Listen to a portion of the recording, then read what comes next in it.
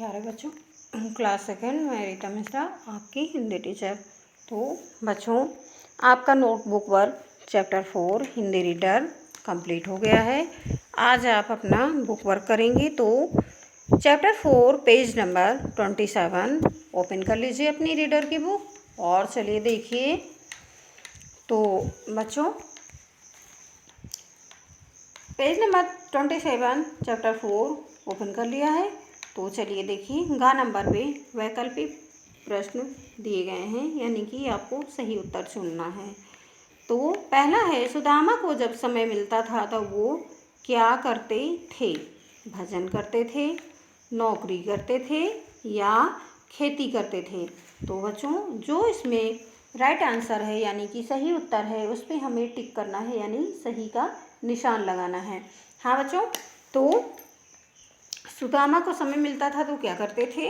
वो भजन करते थे, इसलिए हमें पहले में भजन में सही का निशान लगाना है। ठीक बच्चों, उसके बाद नंबर 2 पे देखिए, कृष्ण और सुदामा कहाँ पढ़ते थे? कृष्ण और सुदामा कहाँ पढ़ते थे? द्वारिका में, आश्रम में या गोकुल में?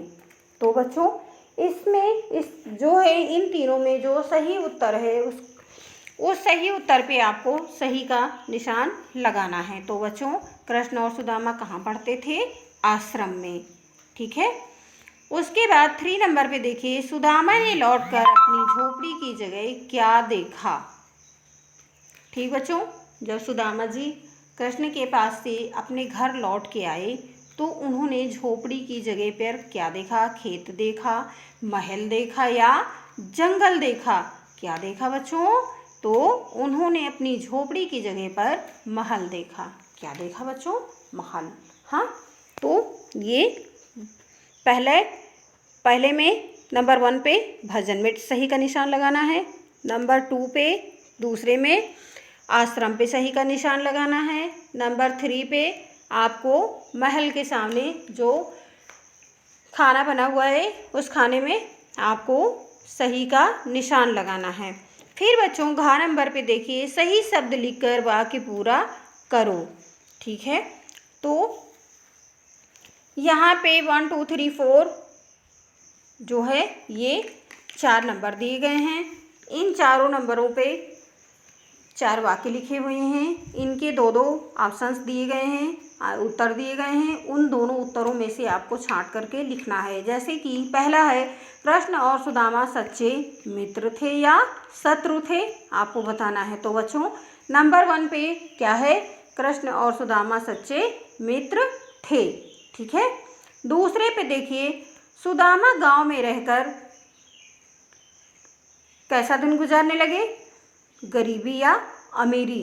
तो बच्चों, सुदामा गांव में रहकर गरीबी के दिन गुजारने लगे, इसमें आपको गरीबी भरना है। ठीक है।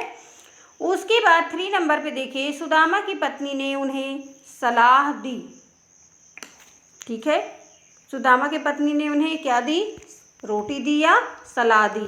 तो आपको 3 नंबर पे क्या भरना है? सलाह दिया।